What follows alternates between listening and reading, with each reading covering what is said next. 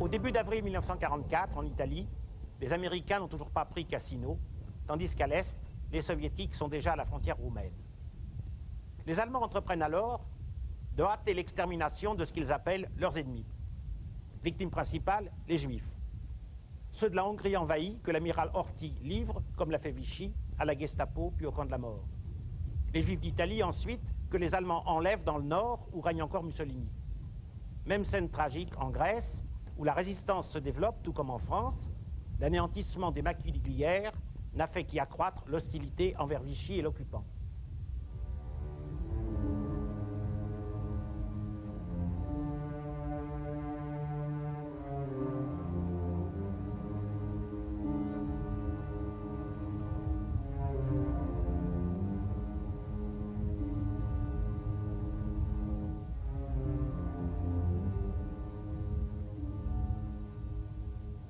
Pour commenter les actualités françaises et britanniques, nous sommes avec Lucie Aubrac, que j'ose appeler la première résistante de France.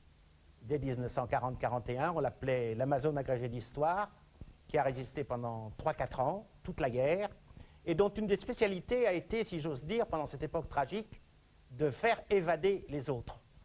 Alors parmi toutes les évasions que vous avez fait réussir, il y en a une avec un procureur qui est quand même intéressante. Vous pouvez la raconter?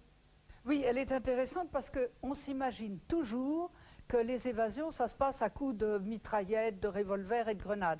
Ce n'était pas le cas. Les évasions pendant la résistance, ça pouvait être ça, mais ça pouvait être aussi se baser sur la psychologie et la frousse des collaborateurs. Et c'est comme ça qu'un procureur de la République, qui avait refusé la mise en liberté provisoire d'un résistant important pour lequel nous avions mis en place auprès du juge d'instruction tout un tas d'interventions qui permettaient de le libérer, avait refusé cette libération. J'ai donc été le trouver en lui disant que j'étais envoyé par le général de Gaulle, que le lendemain matin, si le prisonnier n'était pas mis en liberté provisoire, s'il n'avait pas signé cette liberté provisoire, il ne verrait pas le soir se coucher. Alors il m'a regardé avec des grands yeux ronds, et je lui ai dit, je vais authentifier cette menace que je vous fais, vous écouterez ce soir la BBC, vous entendrez un message, ce message c'est continuer de gravir les pentes, et vous aurez la certitude que je suis envoyé par le général de Gaulle. Eh bien ce type collaborateur était en même temps un lâche, comme très souvent l'étaient les gens qui s'étaient mis du côté d'Hitler et de Pétain.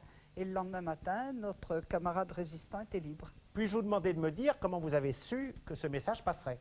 J'ai fait partie des premiers groupes de résistance. Je connaissais un peu dans ce monde qu'on représente maintenant comme tellement cloisonné et tellement sérieux et tellement prudent. J'étais au courant d'un message qui assurait un parachutage dans la région de Rive-de-Gier. Les messages passaient à midi, ça voulait dire préparez-vous. À 7 heures, ça voulait dire l'avion est prêt. À 9 heures, l'avion est parti. J'ai entendu le message à midi. Eh bien, j'ai joué ma chance, après tout, elle m'a servi, et à 7 heures, le message est passé, le procureur a signé. Merci Lucie Aubrac pour cette histoire vraie. Il y en a plein d'autres dans votre livre, Ils partiront dans l'ivresse. Qui est le nom d'un message. Qui est le nom d'un message précisément. Nous allons voir maintenant les actualités françaises, et vous les interromprez.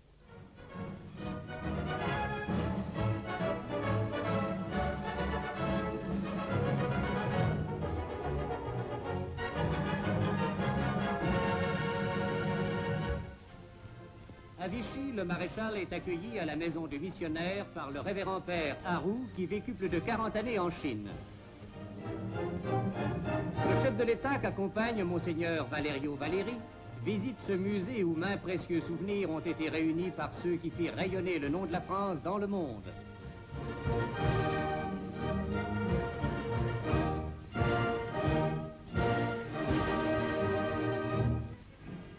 Les GMR sont à l'honneur.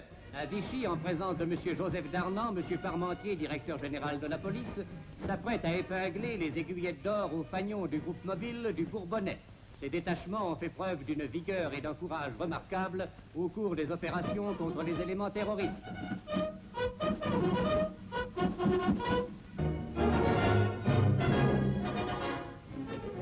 Les francs-gardes qui ont participé au nettoyage du plateau des Glières arrivent à Vichy où ils sont salués par leur chef, M. Boudelan.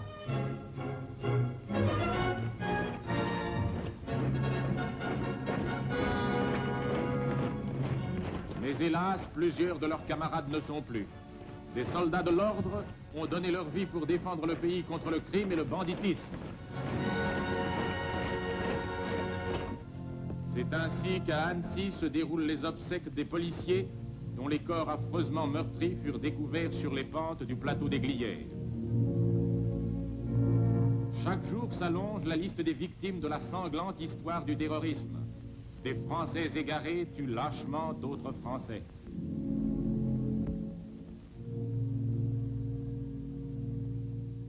Monsieur Aubrac, j'étais quand même surpris de voir des chasseurs. C'était des chasseurs alpins qui participaient à la répression, c'est pas pensable. Mais ce n'était pas des chasseurs alpins, c'est un petit groupement de ces miliciens et de ces GMR qu'on appelait les francs-gardes.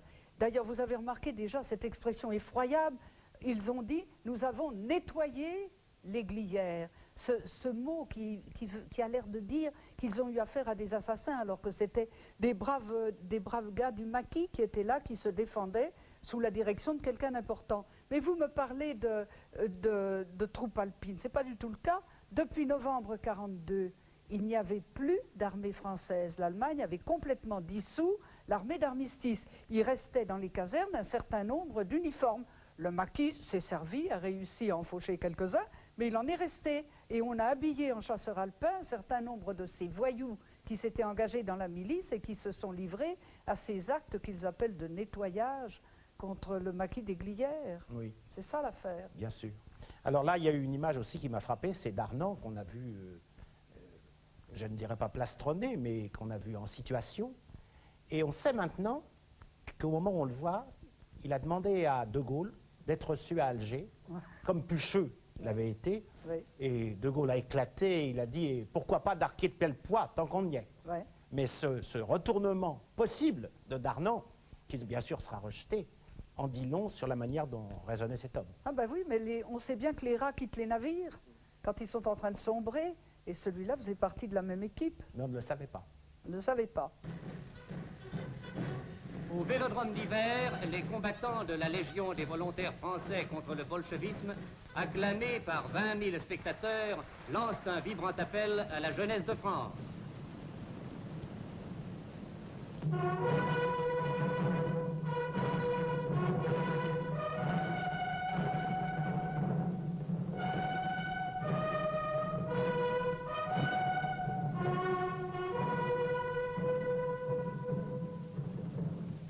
Le commandant de Messine prend le premier la parole. Bousculez, écrasez, assommez à coups de vérité dans ce peuple qui s'endort. Cinglez, flagellez, voyez cette jeunesse désaxée.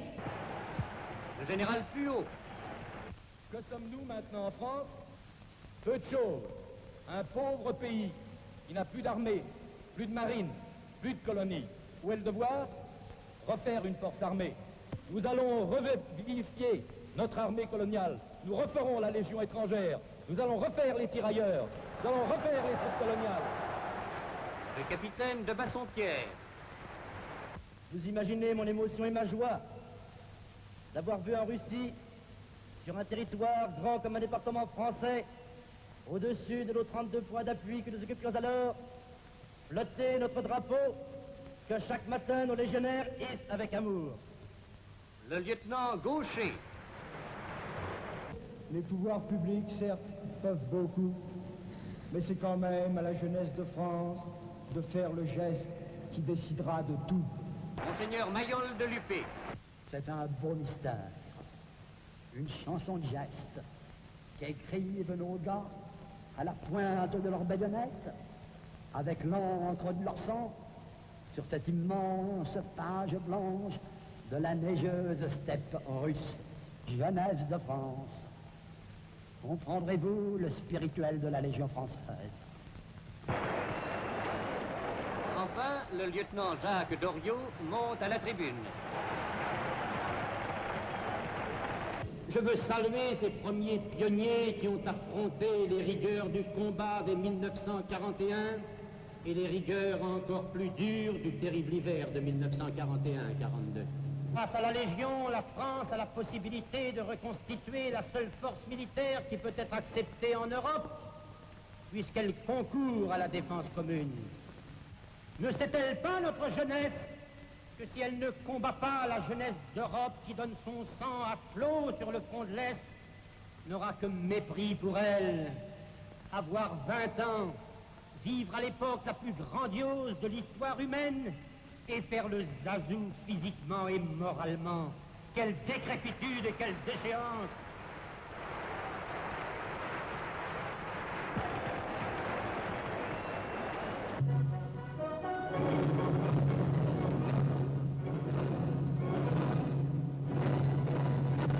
C'est quand même extraordinaire. Doriot s'arrête à l'hiver 41-42 et on est en ce moment au mois d'avril 44. Les Allemands ont quitté la majorité des territoires russes et on parle d'y envoyer encore la jeunesse française. Et on assiste à cette espèce de comédie où on veut faire croire qu'on va reconstituer une armée française en les envoyant se faire tuer, faire couler leur sang à flot, comme il dit, sur ces steppes russes. Et alors, moi, il y a une chose qui me bouleverse là-dedans, Monsieur Ferraud, c'est de voir cette brochette d'officiers français. Quand on est vaincu, quand on se met du côté du collaborateur, on ne met pas son uniforme d'officier français avec des médailles qui vont de l'épaule jusqu'au nombril pour tendre le bras comme on le fait devant Hitler. C'est une chose monstrueuse. D'autant que je n'ai vu ça, j'ai vu beaucoup de vos actualités, je n'ai jamais vu d'officier supérieur dans les armées étrangères en train de faire tout seul, sans qu'il y ait un Allemand dans la salle, ce salut fasciste. Et je trouve que c'est un déshonneur pour ces militaires de rang supérieur qui s'y livrent.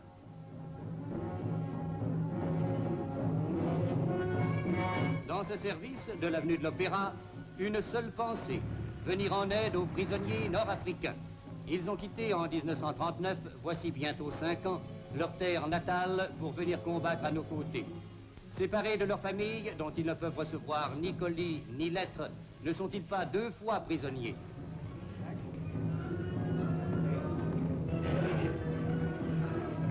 Mais des chiffres sont plus éloquents qu'une vaine littérature. 30 000 colis par mois, soit 800 000 colis depuis 1941, tel est le résultat. Envoi qui apporte un peu de réconfort à nos spahis, à nos goumiers, à nos tirailleurs, pour qui cette œuvre, dont on ne parle pas assez, est aujourd'hui devenue leur seul foyer.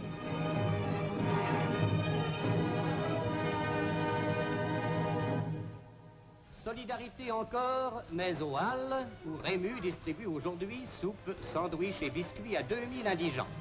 Mais ce geste, Monsieur Lemulier, un généreux philanthrope, le répète 4 fois la semaine.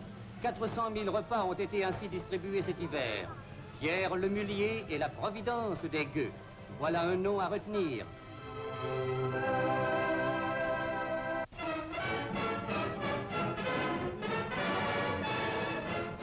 Versailles, Paris à pied.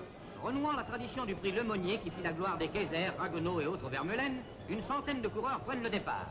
Dujazon, dès le début, mène devant Baudouin. Dans la côte de Picardie, il attaque et bientôt il est nettement détaché. Derrière lui, la lutte est confuse. Descente des fosses repose. Dujazon mène toujours nettement détaché devant le peloton.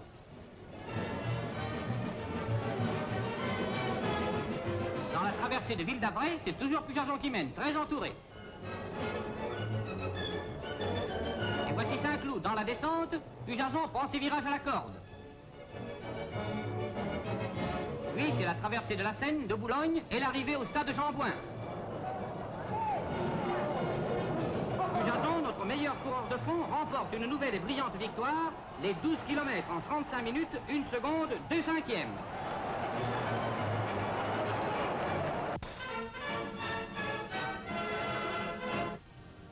Athènes célèbre la journée des héros en présence du président Rallis.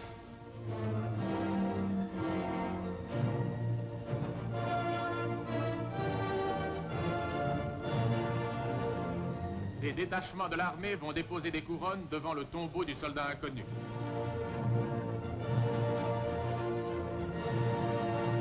En tête du défilé, les Evzones, revêtus de leurs pittoresques fustanelles.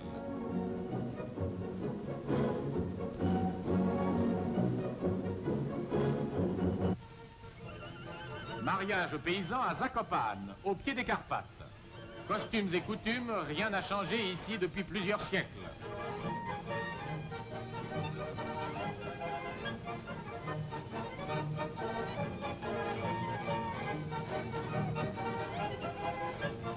Après la cérémonie religieuse, les traîneaux, au son des violonneux, vont glisser sur la neige vers la ferme de la mariée où le repas de noces n'attend plus que les convives.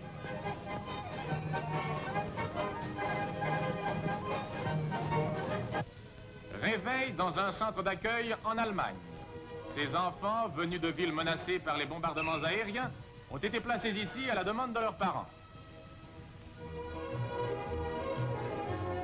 L'enseignement scolaire se poursuit.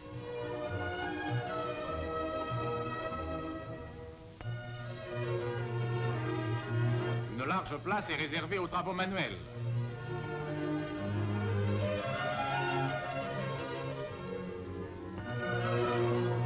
On prend son exil joyeusement en attendant des jours meilleurs qui permettront aux enfants de retrouver leur famille.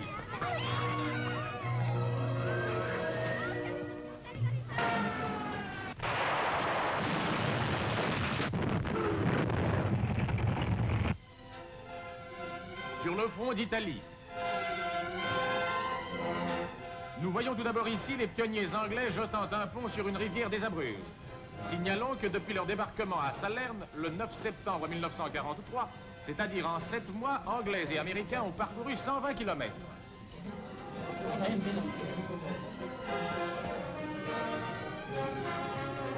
Batterie américaine en action, devant le Vésuve. L'aviation des États-Unis, on voit l'étoile sur le fuselage, bombarde Cassine et ses environs où les troupes allemandes se sont retranchées.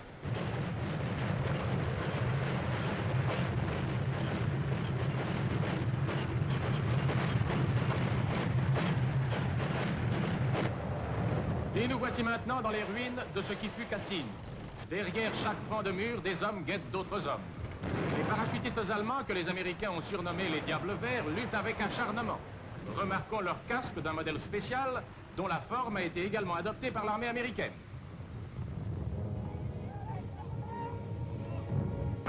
Méprisant le danger, les opérateurs d'actualité ont filmé ces vues au moment où la bataille atteignait son point culminant.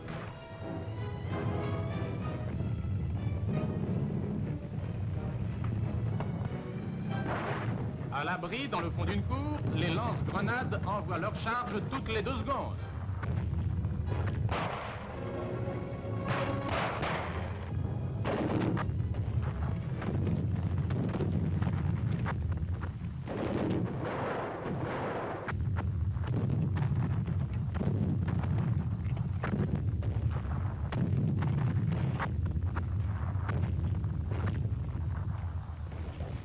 Courte accalmie dans cet enfer.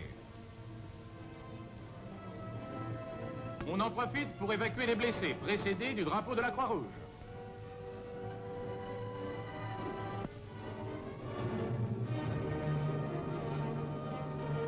Aussitôt l'évacuation terminée, le combat va reprendre.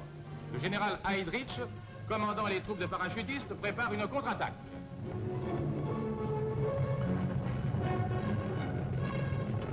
Les ordres sont donnés.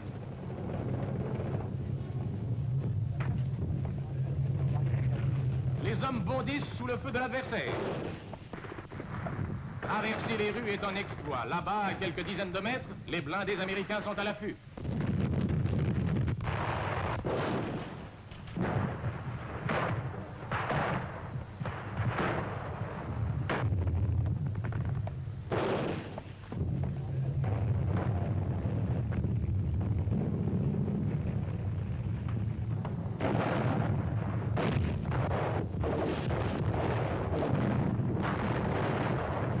Un îlot a pu être encerclé. Voici des prisonniers néo-zélandais.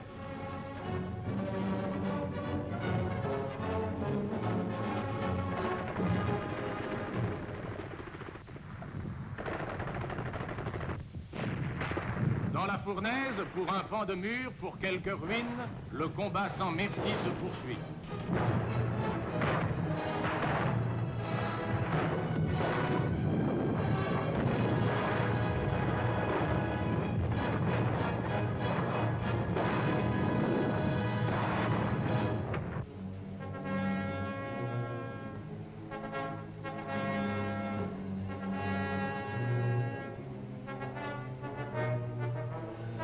Monsieur Philippe Henriot vous parle. Dans la nuit, dans la lumière grise d'une aube de désespoir, dans le plein jour qui rend plus bouleversant encore un spectacle d'horreur, le bombardement continue malgré le départ des monstrueux oiseaux de mort. Il continuera ainsi pendant des heures et peut-être des jours. Il dressera son barrage invisible sur toutes les routes du courage et de la charité. Il circonscrira le domaine où il a été décidé par des misérables qu'aucun être ne doit rester vivant, qu'aucune maison ne doit rester debout. Cette banlieue parisienne où le plein printemps éclatait et qui, dans la floraison de ses arbres fruitiers, était ces jours-ci comme un bouquet de blancheur et d'espoir, est maintenant saccagée sauvagement. Des pavillons, des maisonnettes, des logis modestes et des jardinets amoureusement entretenus viennent d'apprendre ce qu'il en coûte d'être classé objectif militaire par M. Churchill. À la même heure, Rouen recevait la visite des escadrilles libératrices. Et l'une des plus belles villes de France connaissait le sort de tant de villes d'art, d'Italie et d'Allemagne. Incomparable palais de justice, la prodigieuse cathédrale, le musée, le théâtre, la préfecture, les vieux quartiers si pittoresques et si chargés d'histoire, tout cela est désormais mutilé, effondré, transformé en brasier, tandis que continuent de retentir partout les explosions des bombes à retardement. Comment saluer comme il faudrait le dévouement de ceux qui, dans des conditions aussi dramatiques, s'obstinent à assurer magnifiquement le sauvetage des survivants. Parmi ces sauveteurs, comment oublier les cheminots, qui depuis tant de mois d'ailleurs font quotidiennement preuve du plus émouvant héroïsme. Quel plus bel hommage pourrait-on leur rendre que celui-ci? Ce matin, à 5 heures, le train du CIPEG quittait Paris. Et malgré les gares incendiées, malgré les destructions de toutes sortes, il entrait à midi en gare de Rouen. Et ce n'est pas diminuer le courage de tous ceux qui ont assuré ce voyage afin d'aider au maximum à secourir tant de détresse, que de dire que ce n'était peut-être pas la peine d'incendier une cité dont la noble splendeur était une des merveilles de notre pays. De mutiler une des plus émouvantes cathédrales de France et avec elle 1000 joyaux d'art irremplaçables. De faire périr par centaines des innocents pour ne pas même réussir à empêcher l'arrivée d'un train, alors que le but avoué de cette agression insensée était précisément de couper les voies ferrées. Et c'est pourquoi, m'adressant non plus aux bourreaux, mais aux victimes, je n'ai pas besoin qu'on me dicte les mots déchirants qui me viennent aux lèvres. Et songeant à ceux qui se sont laissés si longtemps abuser, je n'ai pas le courage de changer un mot à ces paroles, par lesquelles je les avertissais déjà douloureusement le 30 décembre dernier, au moment où l'Italie nous préfigurait ce qu'on nous réservait, avant d'aller choisir vos étoffes et vos fleurs pour acclamer vos libérateurs, aux Français qui acceptaient d'un cœur léger la destruction de votre pays et les déchirements de la guerre civile, attendez encore un peu. Il vous faudra sans doute demain plus de voiles de deuil que de drapeaux, et plus de fleurs pour les tombes que de bouquets pour les vainqueurs.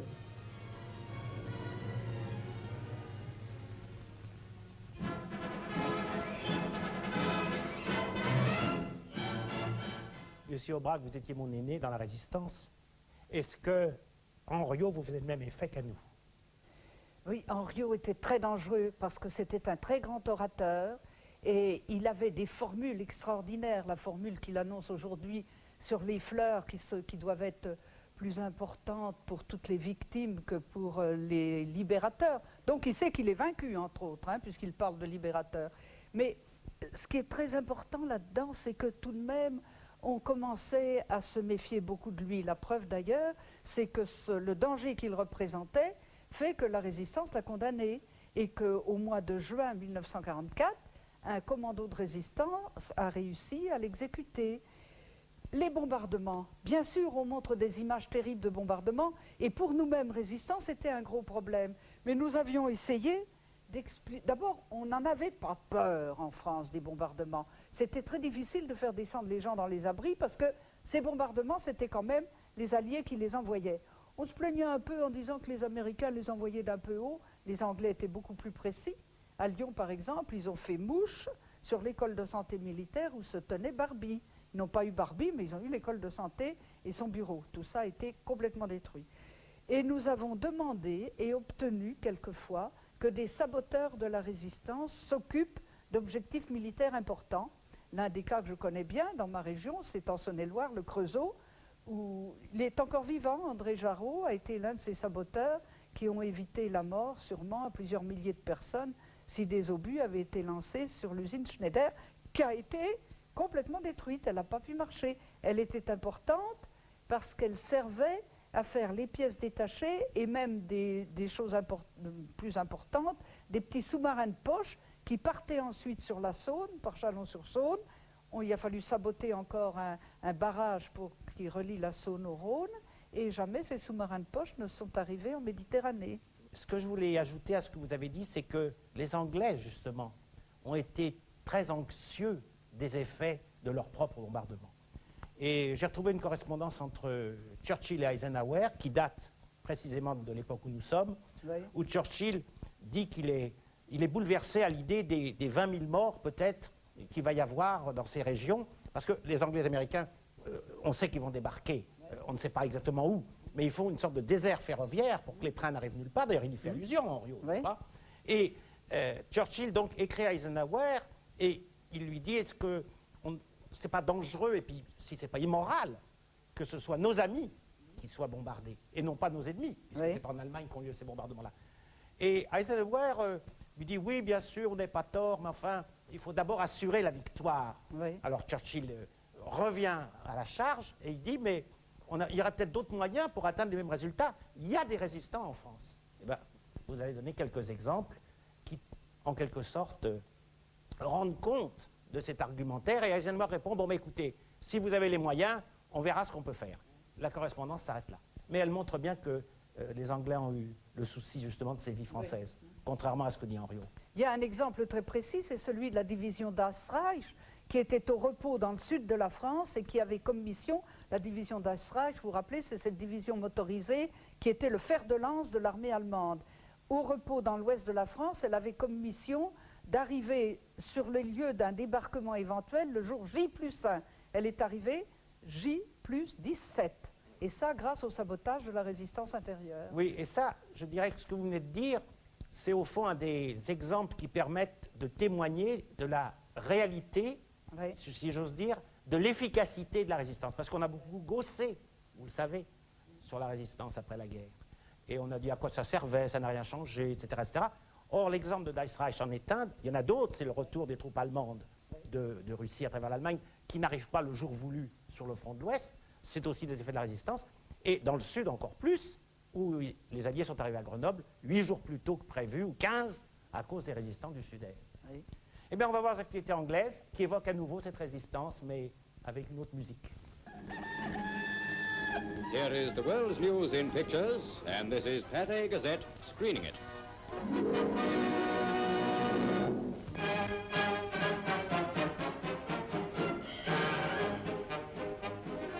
Big Italian railway guns are ranged against the German lines by co-belligerent Italian gunners.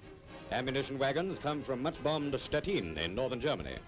They carry the 184-pound shells to be fired by these long-range guns built in France for World War I.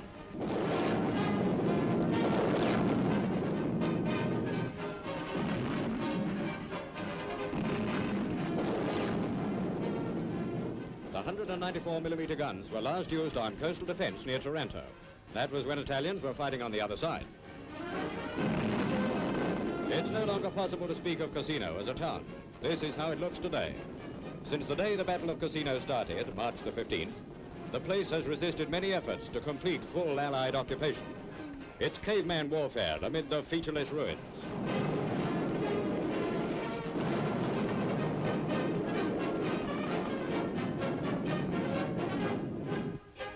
New Zealand Maoris lead in a batch of German prisoners along the famous Route 6, which leads out of Cassino.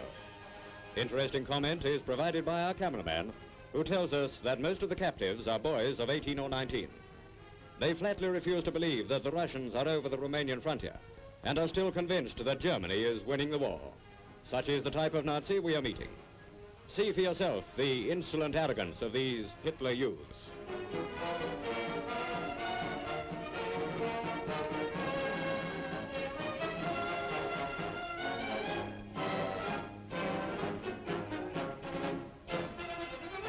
Within sight and sound of the Cassino fighting, Italian farmers return to cultivate their land and repair their vineyards.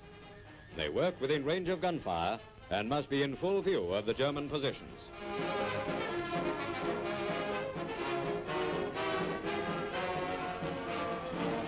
frontline casualty for the BBC. One of their recording vans in Italy was put out of action recently by a shell burst. None of the personnel was hurt, but the mobile recording unit was punched full of shrapnel holes and its gear broadcast all over the place. It's the most uncomfortable technical hitch that has ever happened.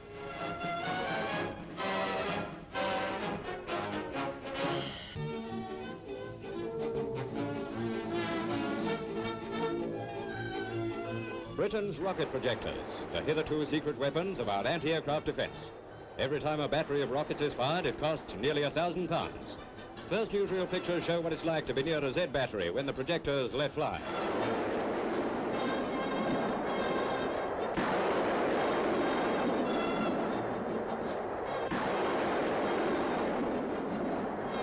It's more familiar seeing and hearing it at night with its rushing swish, cascade of flaming tails and the devil's tattoo in the sky.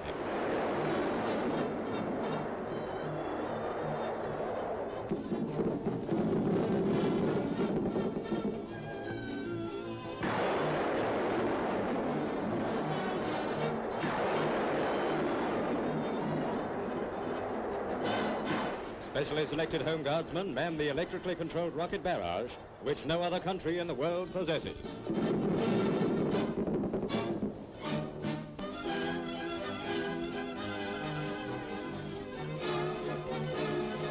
Air Sea Rescue off British shores is a service rich in noble history. From the other side of the world come these pictures of its sister service operating off the coast of Australia. There too, the record of life-saving is a brave one. By sea and air, the search for airmen in distress is made. Every radio call for help receives an immediate response. A smoke bomb marks the spot where the accident happened. Aboard the launches, they open the throttles and let them go.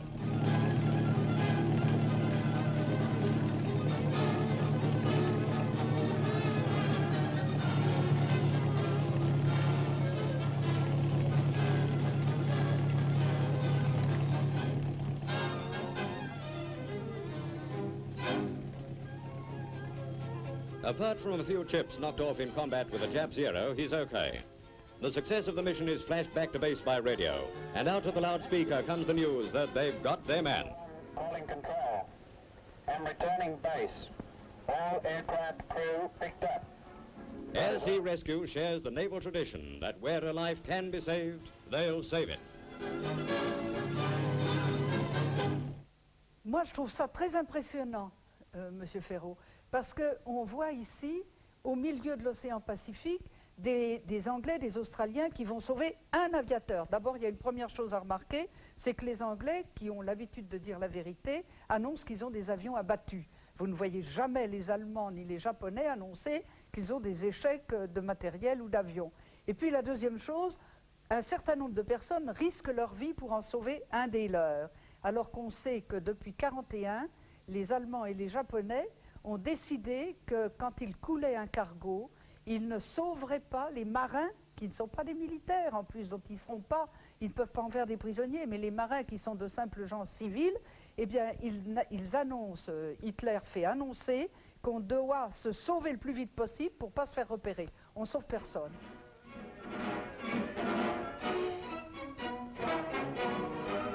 War factory workers give General Montgomery a great reception when he comes to talk to them about their essential part in the waging of war.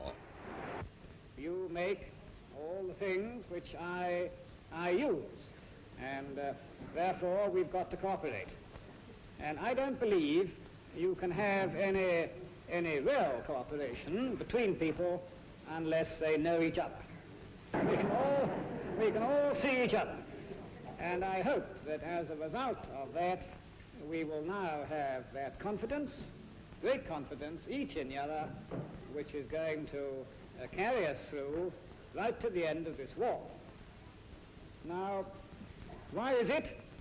Why is it that today the tide has turned and we are beating the Germans and coming towards the final climax of the war? I'll tell you why it is. It's because we've got far the best equipment and we've got far the best men. And women too. Far the best.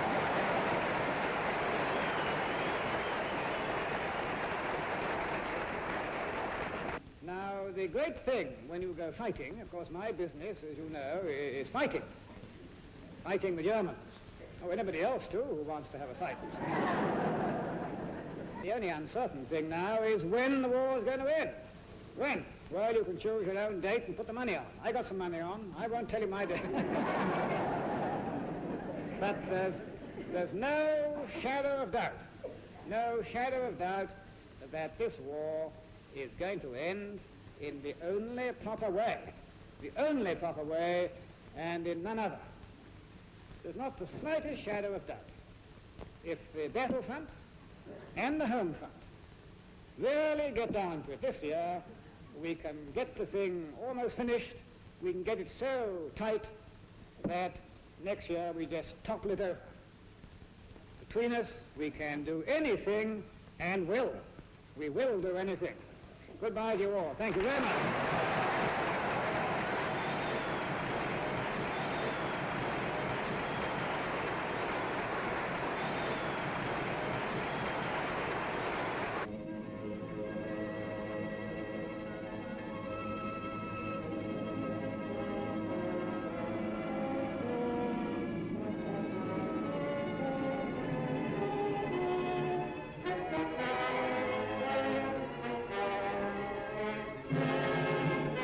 France, the inside story. This is the Paris which Françoise Rosé refused to look upon. C'est drôle. It's here in London that I see for the first time since its occupation my poor beloved Paris, where I was born.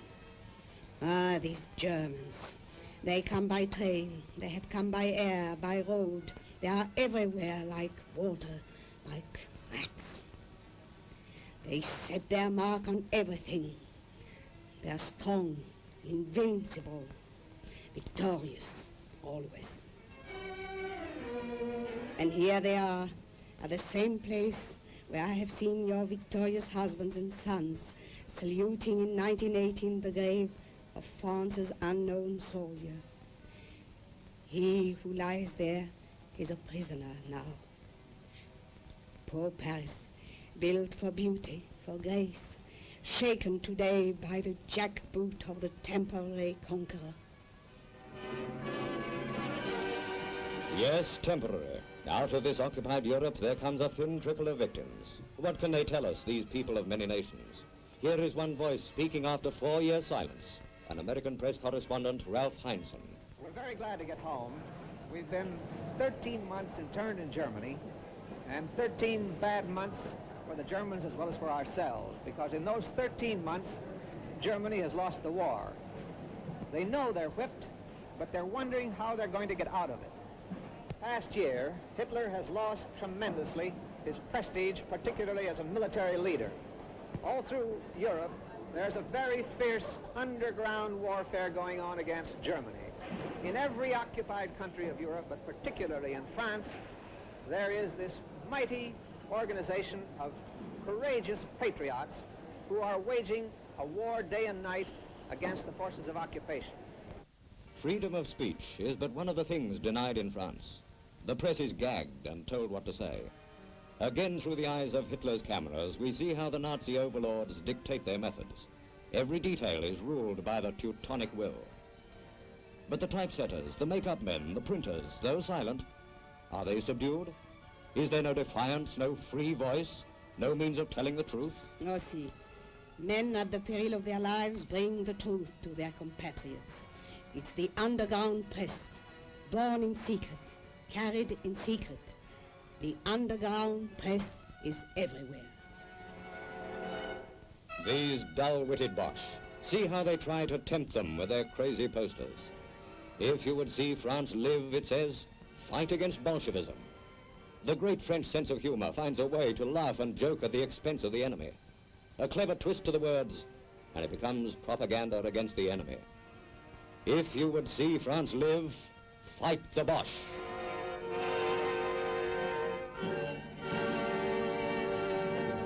In spite of persecution, torture, and the taking of hostages, the French have settled down to an obstinate fight to hamper the occupying forces and lay the foundation for their own freedom by sabotage. The skilled worker destroys that which was built with love, but which is now used by the enemy. And the young men who refuse to work for the Germans, fight for the Germans, go to the maquis, the bush. They've become the guerrilla fighters of the mountains. You see them in this film taken in France. It's the first of its kind to come out of occupied Europe. This is no ordinary newsreel. There is no attempt at any artistic presentation. It's poor quality. But the cameraman had no time to linger over the choice of angle or lighting. Nevertheless, I think it's an intensely moving picture. These brave young men gladly accepted the risk of being recognized in the hope that the presentation of this film might bring a little help to their comrades.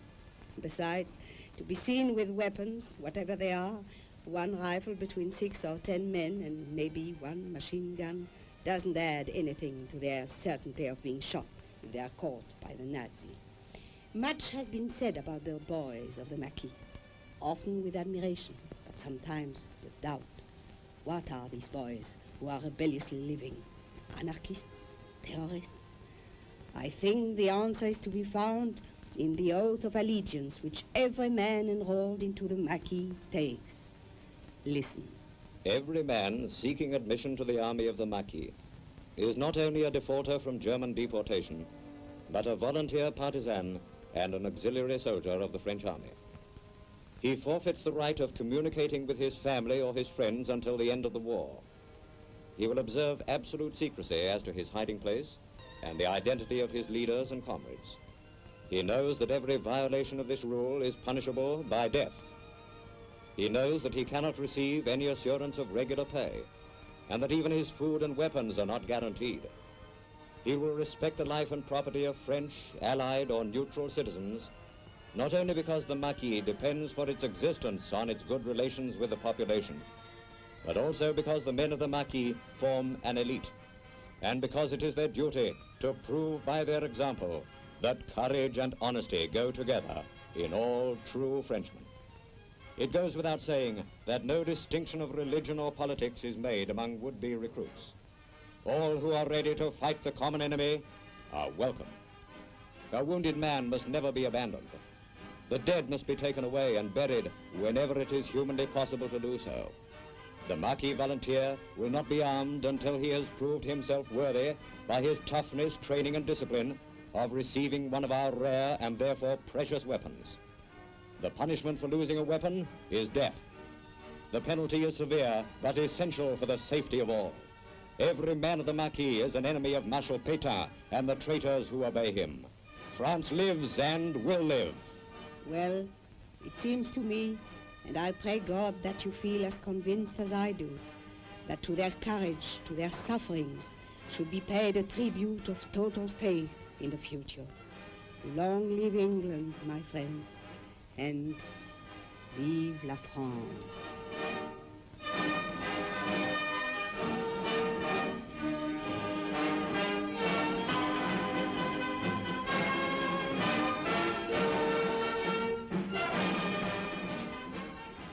Lucie Aubrac, il faut que je prenne votre relève pour remercier à mon tour les Anglais, mais pour une autre raison. Depuis plusieurs années, ce sont eux et eux seuls qui ont évoqué la résistance française ou la résistance à l'extérieur, montrant De Gaulle plusieurs fois, ou la résistance intérieure, ce que les Américains font très peu, bien sûr, et là, les Anglais le font d'une façon assez splendide. Quelle est votre réaction devant ce film avec Françoise Rosset? D'abord, les Anglais sont nos amis et ils se battent avec nous. Il y a beaucoup d'Anglais sur le territoire français, dans les mouvements, dans les réseaux et dans les maquis. Et je voudrais vous signaler à propos des maquis quelque chose qui vient de me frapper. Tout à l'heure, on a vu les francs-gardes habillés dans ce que vous avez cru être ceux des chasseurs, les costumes des chasseurs alpins.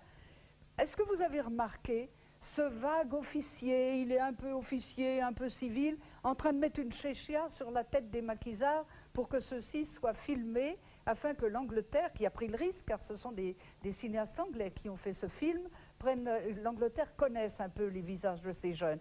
Eh bien, les maquis, ils ont su aussi dévaliser, ils sont tombés sur une caserne où il n'y avait que des costumes de tirailleurs marocains, et ce qui va toujours, c'est la veste. Je ne sais pas si les téléspectateurs ont vu les jambes et les pieds parce qu'ils sont chaussés de briques et de broc. Il y en a en sabot, il y en a en espadrille, il y en a de toute espèce. Et ils ont des pantalons de toutes sortes. Et c'est ça, moi, je trouve très important dans ce film, c'est qu'on les montre, non pas comme cette espèce d'armée régulière qui part au pas devant le vieux maréchal Pétain à Vichy, mais comme des jeunes qui ont fait cette espèce d'engagement volontaire. On y va avec ce qu'on a. Si on trouve une veste de récupération, on la met. On a un fusil. C'est un peu romancé quand même, parce que dire que la discipline est très stricte, c'est inexact.